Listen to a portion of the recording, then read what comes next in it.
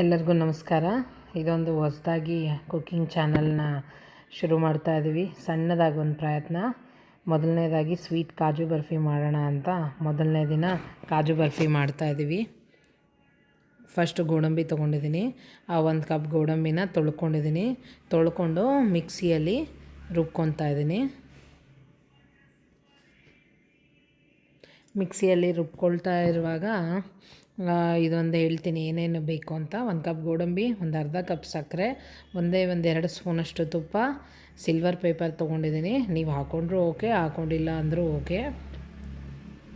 ಸ್ವಲ್ಪ ವಾಟರ್ ಹಾಕ್ಕೋಬೇಕು. ಇವಾಗ ವಾಟರ್ ಹಾಕ್ಕೊಂಡು ಬೇಕಂದರೆ ಈ ಹಂತದಲ್ಲೇ ಸಕ್ಕರೆ ಹಾಕ್ಕೊಂಡು ರುಬ್ಕೋಬೋದು. ಸ್ವಲ್ಪ ಪೇಸ್ಟ್ ನುಣ್ಣಗಾಗಬೇಕು.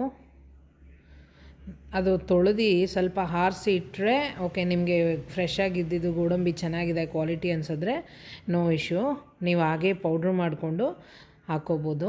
ಬಟ್ ನನಗೆ ಇದು ಗೋಡಂಬಿ ತಂದು ತುಂಬ ದಿನ ಆಗಿತ್ತು, ಹಾಗಾಗಿ ಅದನ್ನೊಂದು ಸಲ ತೊಳೆಯೋಣ ಅಂತ ತೊಳೆದೆ. ಅದು ಮೆತ್ತಗಾಯಿತು. ಸ್ವಲ್ಪ ಸಕ್ಕರೆ ಹಾಕಿ ಪುಡಿ ಮಾಡೋಕ್ಕೆ ಟ್ರೈ ಮಾಡಿದೆ, ಆಗಲಿಲ್ಲ. ಅದಕ್ಕೆ ನಾನಿವಾಗ ವಾಟರ್ ಹಾಕ್ತಾಯಿದ್ದೀನಿ. ವಾಟರ್ ಹಾಕಿ ನುಣ್ಣಗೆ ಪೇಸ್ಟ್ ಮಾಡ್ಕೊತೀನಿ. ತುಂಬ ಈಸಿ, ಮಕ್ಕಳೆಲ್ಲ ಕೇಳಿದ್ರೆ ಆರಾಮಾಗಿ ಮಾಡ್ಕೊಡ್ಬೋದು. ಅಂಗಡಿಗೆ ಹೋದರೆ ನಿಮಗೆ ಒಂದು 1/4 kgಗೆ 300 ರೂಪಾಯಿ ಆಗುತ್ತೆ. ಅಮೌಂಟ್ ಅನ್ನೋದಕ್ಕಿಂತ ನಿಮಗೆ ಅಷ್ಟು ಕ್ವಾಲಿಟಿ ಮೇಂಟೈನ್ ಮಾಡಿರಲ್ಲ. ಇಲ್ಲಿ ನಿಮಗೆ ನೀಟಾಗಿ ಮಾಡ್ಕೋಬೋದು ಮನೆಯಲ್ಲಿ. 1 ಕಪ್ ಗೋಡಂಬಿಯಲ್ಲೇ ಒಂದು 10-15 ಕಾಜು ಬರ್ಫಿ ಆಗುತ್ತೆ. ಚೆನ್ನಾಗಿ ನುಣ್ಣಗೆ ಪೇಸ್ಟ್ ಮಾಡ್ಕೊತಾ ಇದ್ದೀನಿ. ಈ ಥರ ನುಣ್ಣಗೆ ಪೇಸ್ಟ್ ಮಾಡ್ಕೊಂಡಾದಮೇಲೆ ಪ್ಯಾನ್ ಆ ಕಡೆ ಬಿಸಿ ಮಾಡ್ಕೊಂಡಿದ್ದೀನಿ.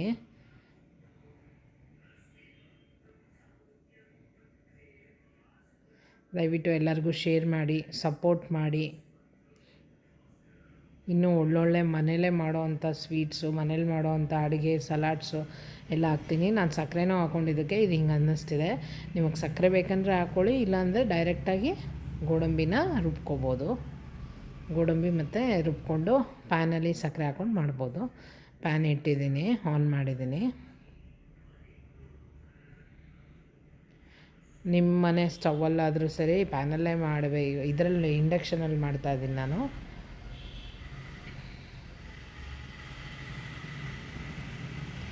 ಒಂದು ಸ್ಪೂನ್ ತುಪ್ಪ ಬಿಸಿ ಕಾದ ಮೇಲೆ ಪ್ಯಾನು 1 ಸ್ಪೂನ್ ತುಪ್ಪ ಹಾಕ್ಕೊತಾ ಇದ್ದೀನಿ. ಜಸ್ಟ್ ಅದು ಅಂಟಬಾರ್ದು ಅನ್ನೋದಕ್ಕಷ್ಟೇ.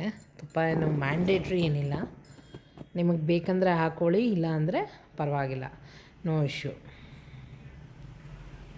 ಆದರೆ ನಾನ್ ಸ್ಟಿಕ್ಕಲ್ಲಿ ಮಾಡಿದ್ರೆ ನಿಮಗೆ ಅಂಟಿಸೋದಿಲ್ಲ ಮತ್ತು ವೇಸ್ಟ್ ಆಗೋಲ್ಲ ಅನ್ನೋ ಒಂದೇ ಕಾರಣಕ್ಕೋಸ್ಕರ ನಾನ್ ಸ್ಟಿಕ್ ಪ್ಯಾನ್ನ ತೊಗೊಳ್ಳಿ ಅಂತ ಹೇಳ್ತೀನಿ.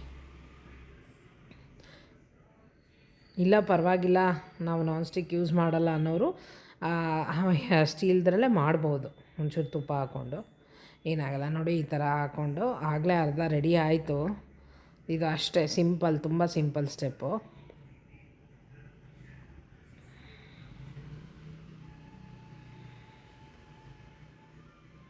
ಒಂದು 2 ಮಿನಿಟ್ಸ್ 2 to 3-4 ಮಿನಿಟ್ಸ್ ಅಷ್ಟರಲ್ಲಿ ಇದು ಫುಲ್ಲು ಗಟ್ಟಿ ಹಂತಕ್ಕಾಗ್ಬಿಡುತ್ತೆ. ಯಾವ ಥರ ಅಂದರೆ ಸ್ವೀಟ್ಸ್ ಥರ ಆಗಿಬಿಡುತ್ತೆ. ನೋಡ್ತಾ ಇರಿ ಹಾಗೆ. ಅದೇ ಆ ಪ್ಯಾನಿಂದ ಅಂಟಬಾರ್ದು, ಅದಕ್ಕೆ ಬರಬೇಕು.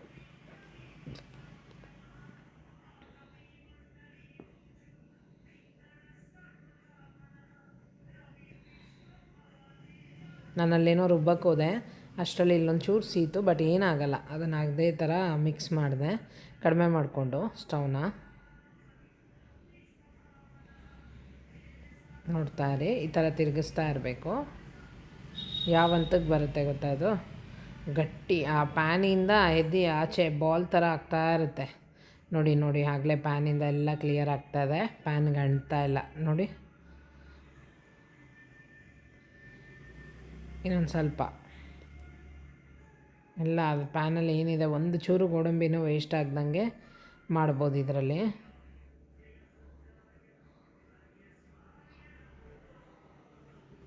ನೀವು ಬೇಕಂದರೆ ಸಕ್ಕರೆನ ಪುಡಿ ಮಾಡೋಕ್ಕೆ ಇಷ್ಟ ಇಲ್ಲ ಅಂದರೆ ಫಸ್ಟು ಸಕ್ಕರೆ ಹಾಕಿ ಒಂಚೂರು ಹಾಲು ಬಿಟ್ಟು ಕರಗಿಸ್ಕೊಂಡು ಒಂದು ಎಳೆ ಪಾಕಕ್ಕೆ ಹಂತಕ್ಕೆ ಬಂದಾಗ ಗೋಡಂಬಿ ಹಾಕಿ, ಈ ಹಂತದಲ್ಲಿ ಏಲಕ್ಕಿ ಪುಡಿ ಹಾಕಬೇಕು. ಹಾಕ್ಬಿಟ್ಟು ನೋಡಿ ಫುಲ್ಲು ಒಂದೇ ಒಂದು ಸ್ವಲ್ಪನೂ ಇಲ್ದಂಗೆ ಆಯಿತು, ರೆಡಿ ಆಯಿತು ಇದು. ಇವಾಗ ಒಂದು ಪ್ಲೇಟ್ಗೆ ತುಪ್ಪ ಸವರ್ಕೊಂಡಿರಬೇಕು. ತುಪ್ಪ ಸವರ್ಕೊಂಡು ಆ ಪ್ಲೇಟ್ಗೆ ಹಾಕಿ ನೋಡಿ ಎಷ್ಟು ಚೆನ್ನಾಗಿ ಬರ್ತಾಯಿದೆ.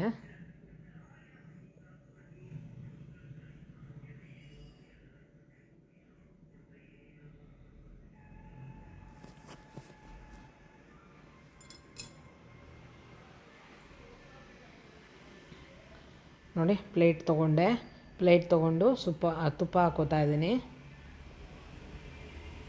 ಇವಾಗ ಇದೇನಿದೆ ಇದನ್ನು ಅದರೊಳಗೆ ಹಾಕ್ಕೊಂಡೆ.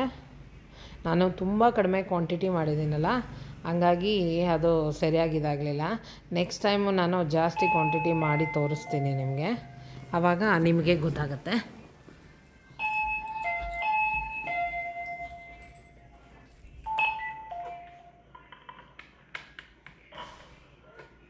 ಈ ಥರ ಫ್ಲ್ಯಾಟ್ ಮಾಡ್ಕೋಬೇಕು.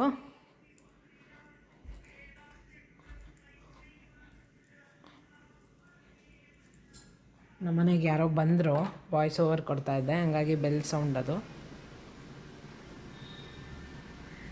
ಸಿಲ್ವರ್ ಪೇಪರ್ ಇದ್ದರೆ ಮಕ್ಳಿಗೆ ಅಟ್ರಾಕ್ಷನ್ ಆಗುತ್ತೆ ಅಂತ ಸಿಲ್ವರ್ ಪೇಪರ್ ಹಾಕ್ತಾಯಿದ್ದೀನಿ.